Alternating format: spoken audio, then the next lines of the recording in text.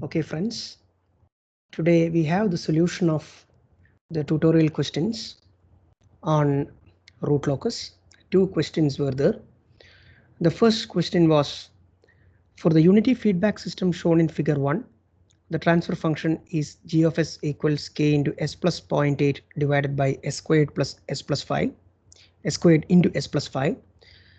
The part 1 of the question was to plot the root locus, and the part 2 was to write an expression for the closed loop transfer function at the point where the three closed loop poles meet.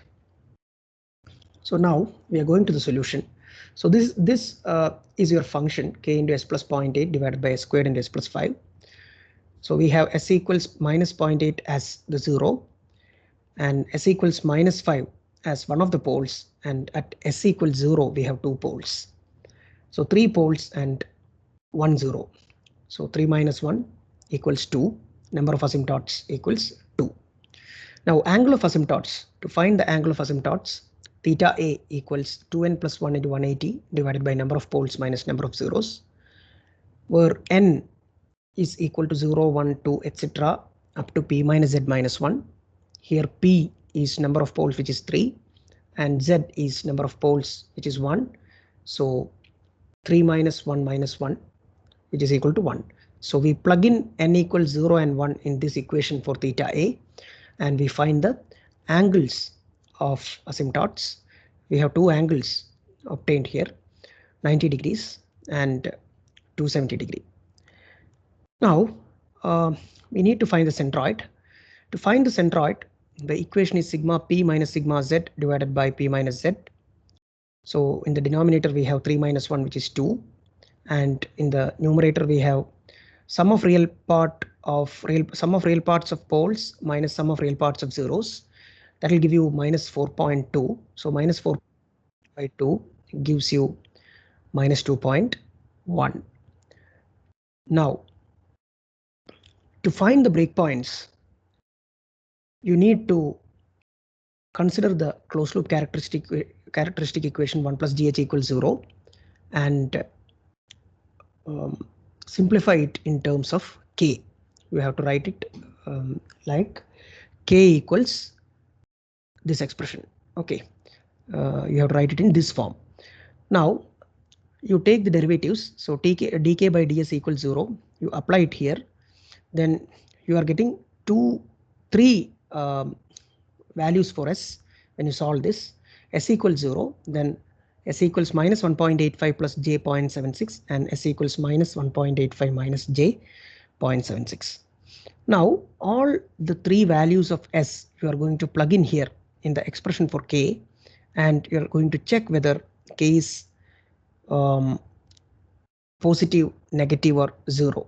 So you are getting we know that root locus is valid for k equals 0 to infinity, but you get k as negative when you plug in these two complex conjugates, these two complex conjugate values of s.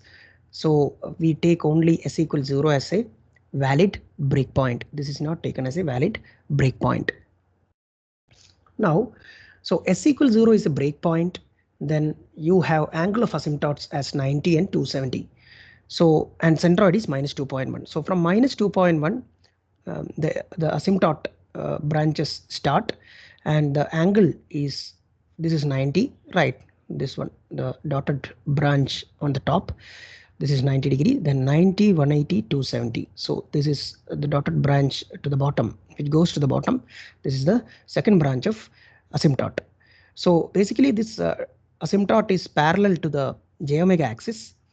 Now the actual root locus leaves from the real axis poles at the breakpoint.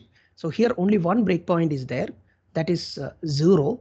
But at 0 we have two poles. So two branches should leave from 0, and the branches which are leaving from 0 should be asymptotic to the dotted line or the asymptote.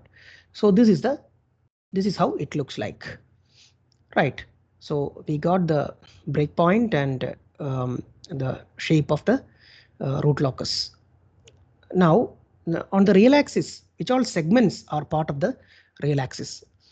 Now at 0 we have 2 poles, right? So to the right side of minus 0.8, to the right side of the 0 minus 0.8, the number of poles and zeros is even, it is 2. So this is not a part of root locus.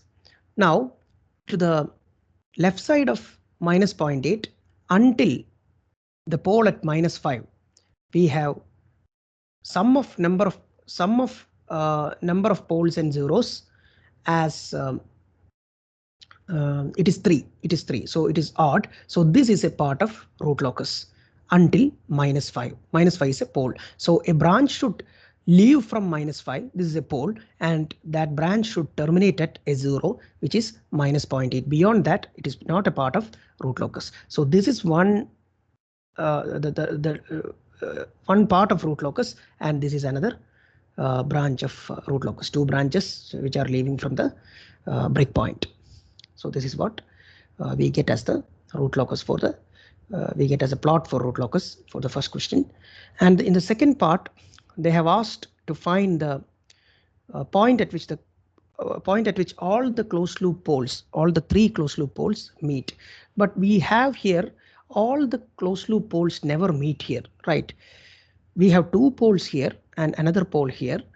Even if a branch is leaving from this particular pole minus 5, it does not reach the poles at zeros, the poles at zeros. So it stops here at minus 0.8. So they don't meet. So basically that is the explanation. Now we'll move on to the second question.